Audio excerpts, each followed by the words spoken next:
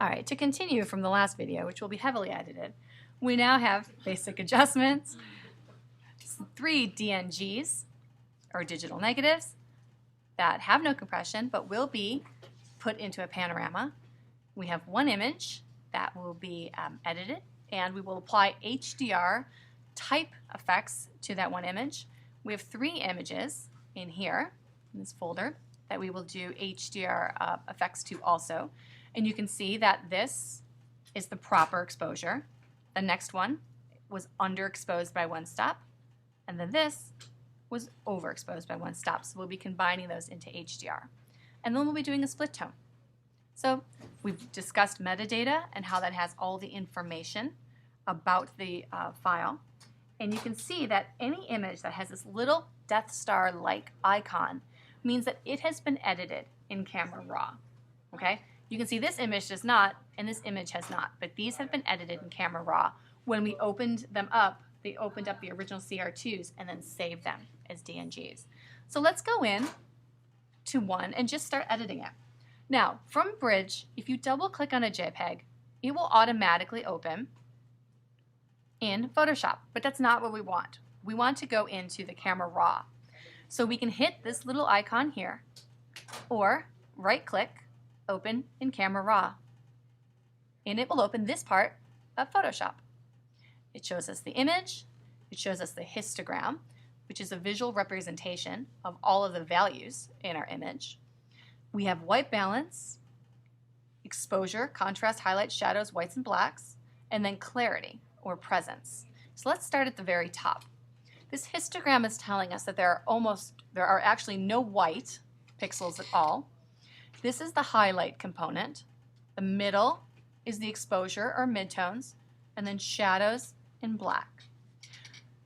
So we can adjust those parts of the histogram with these sliders below. But we're going to start with white balance. White balance is the way the color has to do with the color temperature. In this image, it may be a little yellow. I'm not sure. So I'm going to go to my white balance and do auto. And auto, you can see, made it really magenta. Auto. When you have a RAW file, you have all the options that are available in your camera. When you have a JPEG, you just have these 3 options. So if I go to auto, I don't like that. And I'm going to zoom and take that back down. I like a little bit of green in it, and I also don't like that it cooled it. So I'm going to kind of warm it back up. Right? So this can get you started, but then this is also kind of subjective. If you have a spot that's neutral, like this rock, where I can see that there's a little bit of magenta in it, I can always grab the white balance tool and click on that rock. That's going to make it a little greener than I like. Whoa. Sometimes there you go. Sometimes that will get you a little bit closer. It may be overall a little green, but then you can slide it back, right? So the first thing you want to do when you edit is get a good white balance. That means that your shadows are neutral and your highlights are neutral. Next thing we're going to do is address this histogram. So we have a big area here that has no whites at all. So let's drag the white slider to the right until we start to distribute these pixels that way. Then I'm going to grab the highlight slider and move those around too. That looks pretty good. Up at the top here you have a highlight clipping warning and a shadow clipping warning. So if you go too far with the highlights, it will tell you what's going to read as absolute white. All right? And we don't want that, so I'm going to bring that down a little bit. Okay, it looks pretty good. And then the shadows, which are all bunched up over here, definitely need to be redistributed to the right.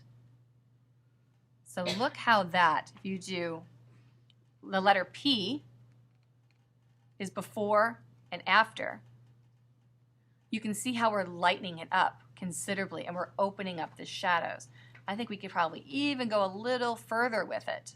Now it's not so dark in here and we're able to see a lot more information. I'm also able to see that it is really still pretty green. So I'm going to bring that down a little bit more. Okay. Now the black, in this case, we could drag a little bit to the right to reduce the contrast, or a little bit to the left to increase it.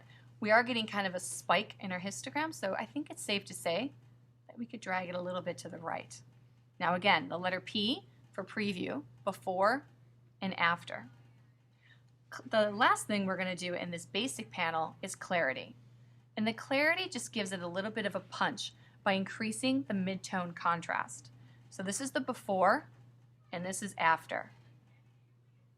You notice how you can see so much more information in the shadows, and the clarity, if you drag it to the left, makes things kind of soft and mushy, which is good if you are correcting like a portrait and you want to just soften up parts of the face, but not so good if you're doing a landscape that you don't want to look mushy.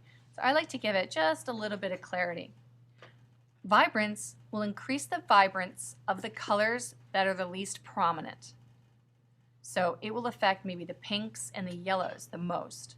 And I don't mind doing that. I never touch the saturation because the saturation just takes you into cartoon land. All right? And as a photographer, I think that is completely unacceptable. So this is how you experiment with these. You can also experiment by reducing the contrast by dragging to the right, or increasing the contrast by dragging to the left. Right. So those are the basic adjustments. And then when you're done, all you got to do is hit done. And that's it. And what that will do is take you back to Bridge, and you will see an updated file, and it will have the little Death Star icon, meaning that it has been edited in Camera Raw. If you wanted to save this and say email it to a friend, you have to open it back up, and it will open automatically in Camera Raw that time. Hit Save Image, and then save a JPEG. And hit Done. And then you will have one that you can email to your bestie. The other option of Open Image, I only take my photographs into Photoshop if I'm doing some compositing or some advanced retouching. In this case, because we just have like a week to kind of get into this, we're not going to be going into Photoshop with some of these images. We're going to do just basic corrections in the Camera Raw component of Photoshop. If I needed to like get rid of this, I would definitely go into Photoshop. I would not use the spot healing tools that are in Camera Raw because they're not as good as what we already know from the retouching. If I was going to take out the back here and put another back in and do some compositing, again, also in Photoshop. But if I'm doing basic photo editing, I'm perfect in here. Just hit Done. And there you go. So that's what you will experiment with when you use the basic adjustments.